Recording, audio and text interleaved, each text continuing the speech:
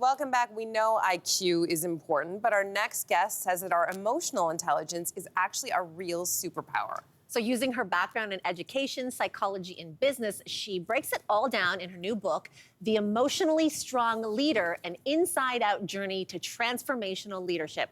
We're happy to have author Carolyn Stern in studio with us today. Welcome, Carolyn. Thank you. Thanks for having me.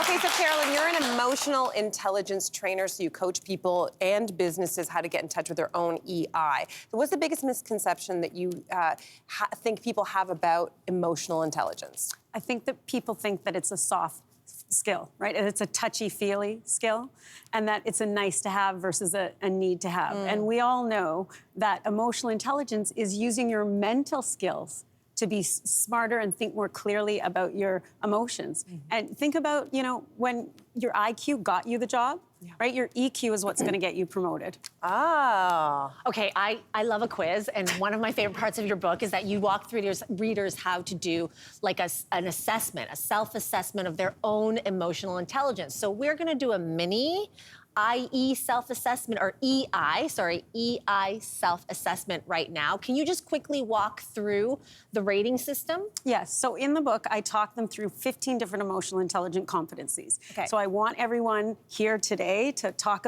think about where you're low, where you need some improvement, where you're healthy, a healthy high, and then maybe just where you're on the dark side, where you're too much of something. Okay. Where it becomes a liability. Okay, so let's start with self-regard. Tell us about this emotional intelligence skill and how we can assess ourselves here. Okay, so ask yourself, do you like and respect yourself for who you are? Yeah. Okay? Yeah. If you are low, you have low self-confidence, you don't really trust your own judgments, you have, you're unsure of yourself. If you have a healthy level of high emotional intelligence and self-regard, you like who you are, warts and all. You know your strengths and your weaknesses. But if you're on the dark side, you can have an inability to admit mistakes. Narcissism. You can be overly confident. That's me. I have to admit, I sort of feel like I am on the dark side of EI when it comes to self-regard. I am a narcissist. So if we feel like we want to shift from dark to just good high, right? What's the first step? Help me with my out-of-control ego. Well, the first step is you really need to start to admit that you make mistakes, own them, and learn from them. But No. You do. She does do that, yes. And I don't think you're a narcissist, because a true narcissist wouldn't admit that they're a narcissist. There you go. Okay, next up we have assertiveness, which is about the way that we express ourselves to others. So walk us through how we can assess ourselves here. Okay, again, so do you stand up for yourself? Do you speak up, right? So if you're low in assertiveness, you wouldn't speak up. You'd be passive, shy. You wouldn't stand up for yourself. Whereas if you have a healthy level of assertiveness, you would say what I need to say when I need to say it in a non-offensive way. But if you're on the dark side, what happens is you become too assertive, too direct. You might actually hurt people's feelings. Okay. Oh, sorry. I got so caught up in that. I'm like trying to place myself. Where am I at? Everyone's doing that. Other people might see our emotional intelligence and behavior very differently from how we see ourselves. So for that reason, you say it's important to sort of cross-check our assessments with people around us. Ask other people. Yes. What does that look like, though, exactly? I know. Okay, so in the book, I actually come up with some questions to ask people, because our self-perception is inevitably flawed, right? The way we see ourselves isn't necessarily how others see us. What I think is my strength, you might see as my development opportunity. Or what I think is a development opportunity, you might see as my strength. I mean, let's be honest, I was told my whole life I was too emotional. Well, guess what? I'm making a living out of it now. Right, yeah, true. Okay, the next EI skill that we're gonna move on to is empathy. Yes. It's obviously bad to lack empathy, but can having too much empathy also not be great? Yes, absolutely. Think about it. When you have too much empathy and are the dark side, you get enmeshed in people's stuff. You don't know how to set good boundaries. You wear their problems on your shoulders, right? You might even coddle them and protect them and not kind of push them to grow because you're so worried about them. When you have low empathy, you might not care, you might be incompassionate, but when you have a healthy level of empathy, you understand where people are coming from, you know what makes them tick, and you can put yourself in somebody else's shoes.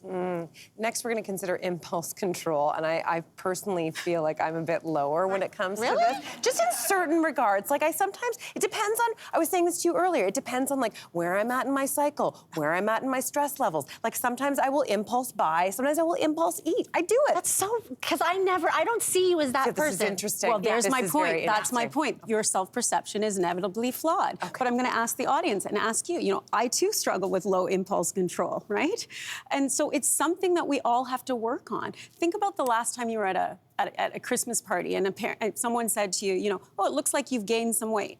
If you say that, if you have low impulse control, I might say to them, you know what? Screw you. Yeah. And then that wouldn't be the rest of the holiday party. But if I have, good self-control, I could say to them, you know what? I actually have gained a little bit of weight and I'm really sensitive about it. So I'd really appreciate you not saying anything.